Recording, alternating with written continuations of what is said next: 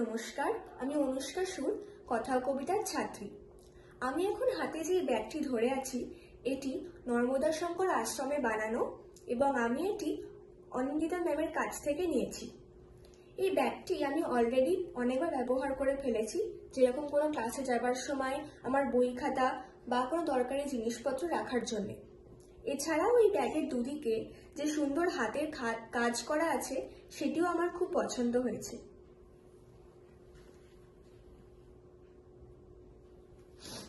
এছাড়াও নর্মদা শঙ্কর আশ্রমে বানানো আরেকটি প্রোডাক্ট, যেটি হচ্ছে সুন্দরবন থেকে সংগ্রহ করা একদম খাঁটি মধু।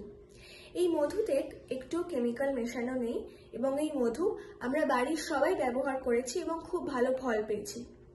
এই সিজন চেঞ্জ বা শীতের শুরুর সময় যে খুব সর্দি কাশি হয়, এই সবের থেকে বাঁচার জন্য এই মধু আমরা ব্যবহার করতে পারি এবং আমরা খুব উপকৃত হব।